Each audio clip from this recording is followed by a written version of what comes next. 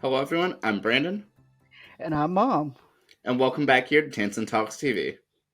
Yeah, it's great to be speaking again about our favorite TV shows, Brandon. Yeah, and first of all, how are you doing today? I am doing fine. How about yourself? Yeah, I'm doing quite well, and I'm very excited for us to get into this discussion.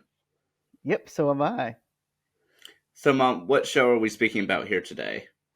We are going back for a classic today, Brandon. We're going to talk about Dick Van Dyke.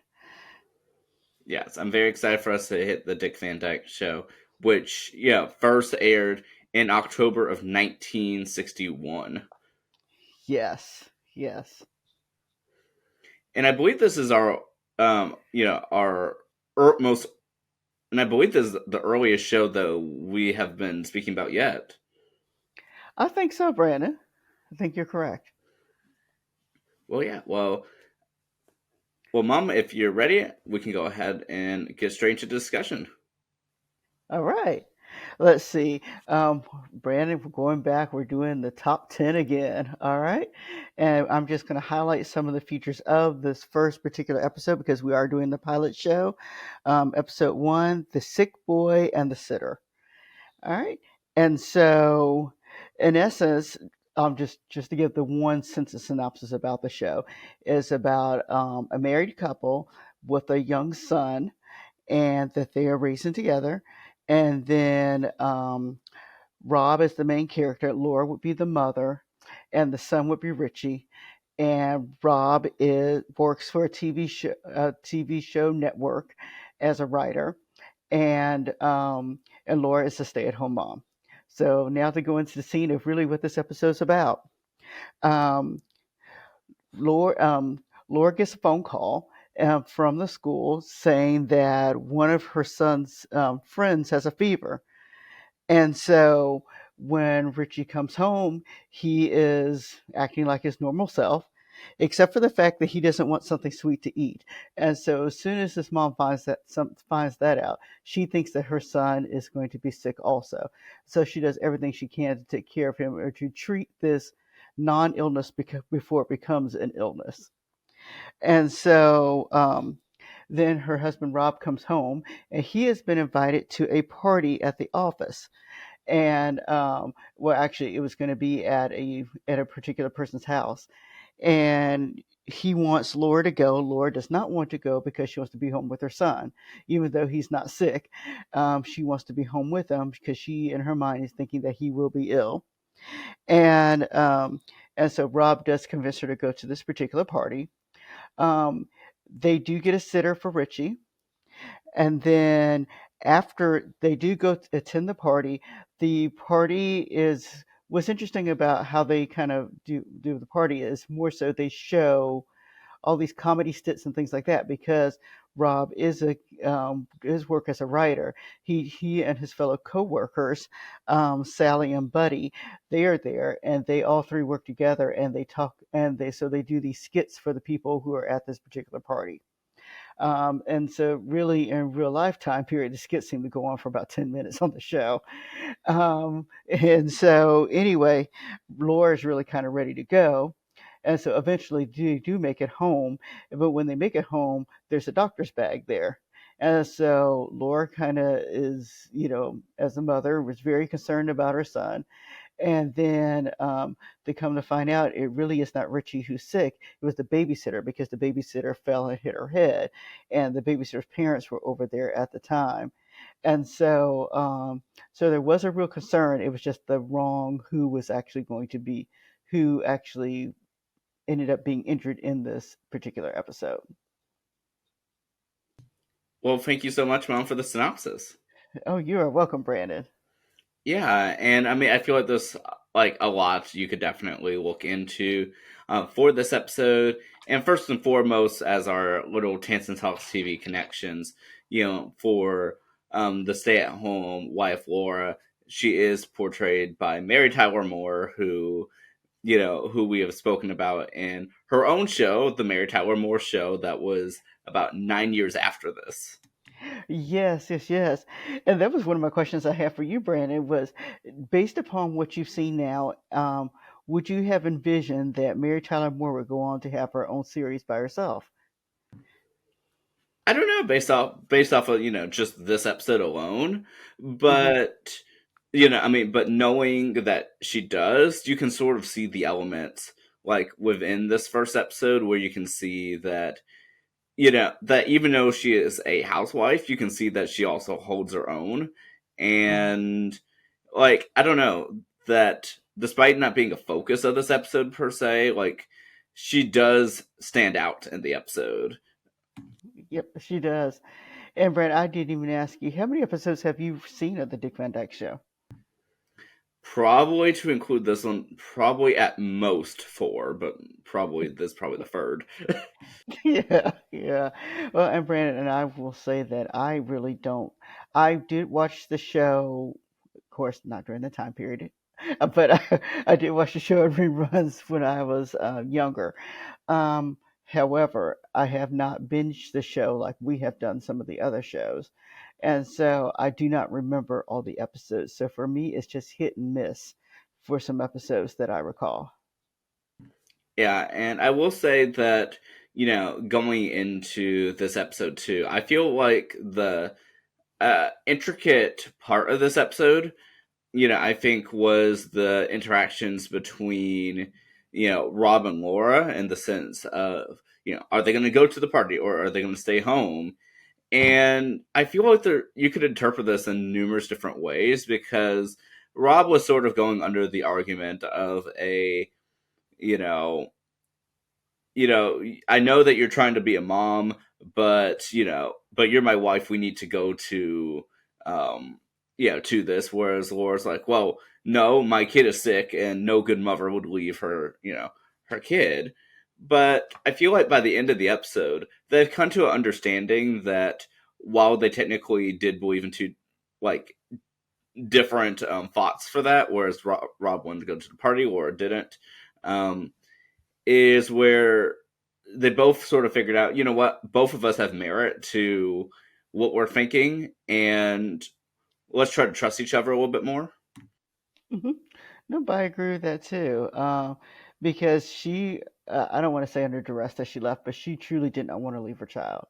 And you could see that, I mean, all the way through the episode, she was just worried about him and worried about him.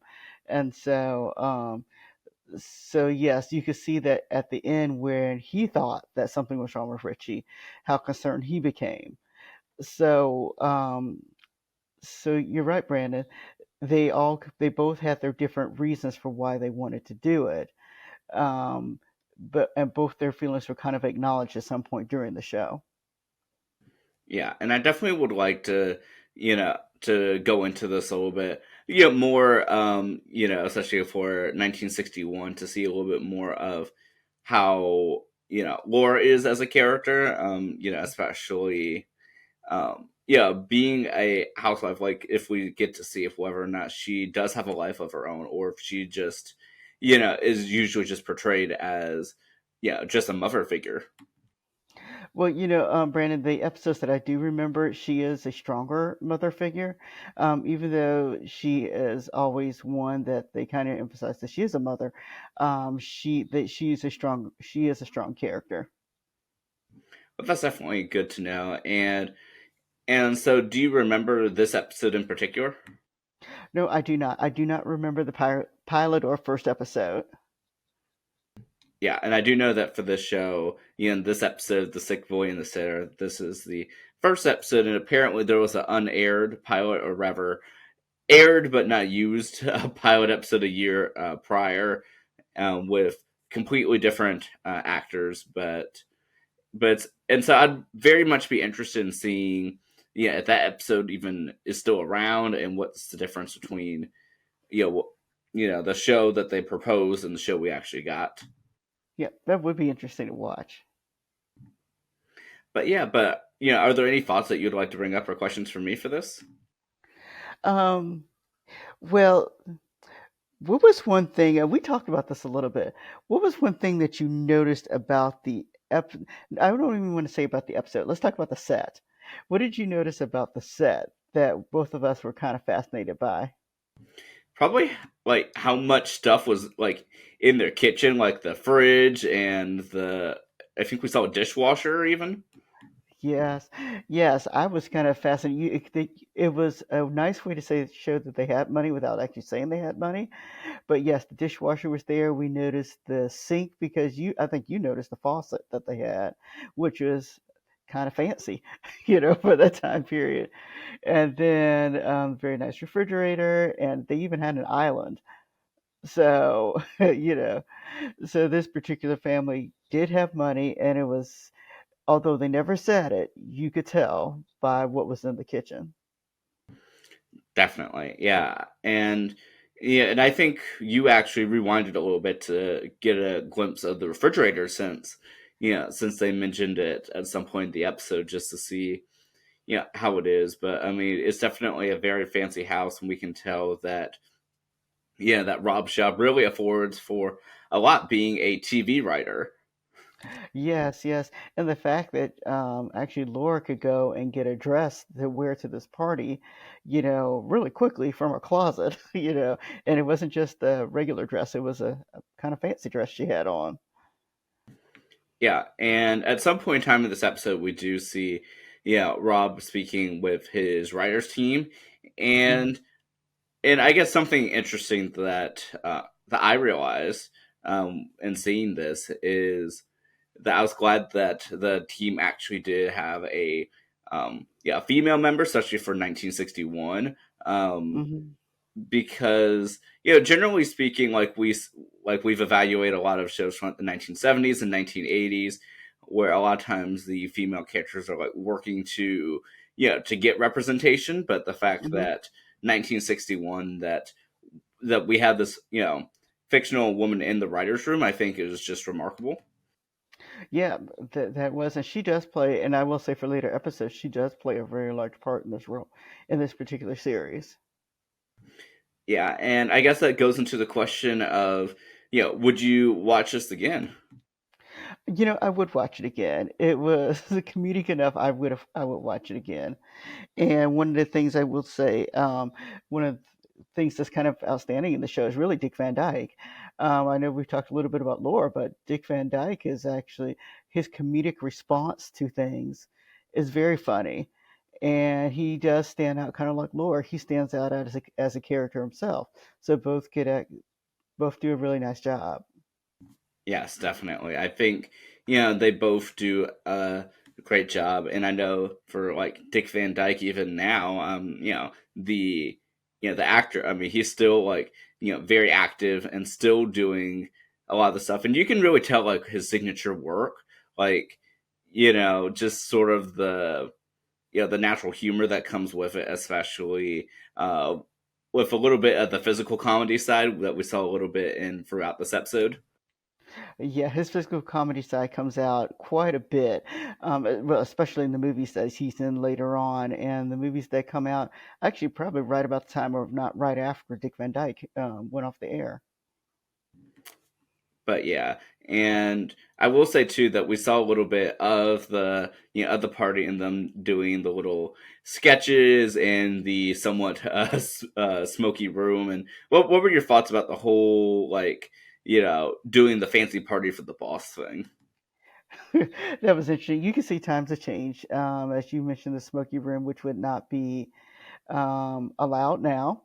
Um, the party itself was okay. I thought they spent a lot of too much time on the party, but that's just me. So I'm sure other people would think otherwise. But for me, I thought they spent a little too much time on the particular party. But I guess as a first episode, is a way of showing that this is what he does for a living, and that they were a comedy team, and this is some of the things in which they do as a comedy team, even though they don't do probably don't do the physical comedy on a regular basis, but just to show that they are able to.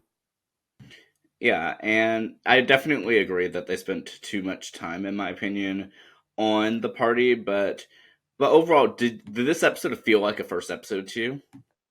I thought it did because they were introducing everyone, and I thought they did a really nice job of introducing even Laura at the first. I think one of her first couple lines was, your dad works for a TV series," and that just popped right on out, and there was no context to it. And she just said it. So, in regards to speaking to Richie, so Yes, the introduction is very nice. They established that they were a married couple. They established they had a child. They established that he had a job, and that job was very important. So to do all of that at one time, I thought it was great.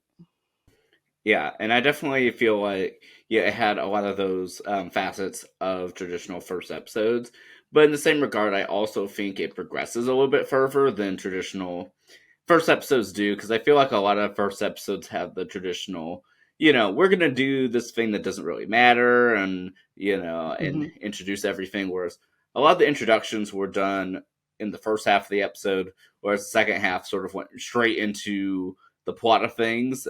But it does a great job of setting up the series. Yes, and they do have some neighbors that actually pop up a little later in some of the and later episodes that are very prominent within the series. And I will say, what did you think of the theme song for this episode? Um, well, I mean, the theme song's catchy.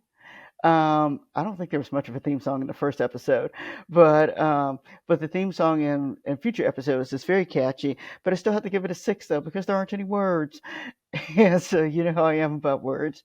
And but when you think of the Dick Van Dyke Show and when you hear the song, you can see Rob kind of walking into his living room, or whether or not he's tripping over the chair, depending on which version that you see of the show. And so it is a catchy theme. It's not my favorite theme. Yeah, and I believe this one, if I remember correctly, it's been a moment. I believe it's where they had the names of everyone written down, but Mhm. it wasn't, verbally said, and there wasn't a lot of pictures to it. But yeah, I definitely like the theme song of this one, but it's not the one I remember for the few future episodes I have seen. But nevertheless, to answer the question I asked you earlier, I definitely would, continue watching. And I feel like there's so many good shows that we could go on and on with watching, but I definitely like to tune in a little bit more to the Dick Van Dyke Show. Yep, I think that I will kind of watch a few more myself. Yeah, and I will say this is, I believe, only the second episode that we've done for Tansson Talks TV where it is in black and white. Yes, it is. It is, and for the viewers to know that we'll eventually do some more. Yeah, so definitely let us know, yeah, which black and white or color shows that you'd like us to see, in the comments of this video. Yes, please let us know which shows that we need to examine next, or what are your thoughts on the Dick Van Dyke Show? Write it in the comments below. Yeah, and Mom, is there anything else that you want to say for this episode? No, I enjoyed, like I said, going back and rewatching this episode. Well, I should say watching it for the first time. It was nice and enjoyable. It didn't seem like an episode that was going on and on and on, except for that little party scene. But it was a nice episode to watch. Yeah, I certainly agree, and I definitely want to tune in, more to the Dick Van Dyke Show, and yeah, and some future shows as well. Yep, same here. Well, yeah, well, this has been so fun, and Mom, like I said, I always appreciate you joining me for these amazing discussions here. Of course, Brandon. Yeah, well, I hope that all of you continue tuning in every week, every Tuesday for Tansson Talks TV. And we look forward to speaking with you all next week. All right, have a great evening. Oh, great day, everyone. Yeah, we'll see you next week. Bye bye.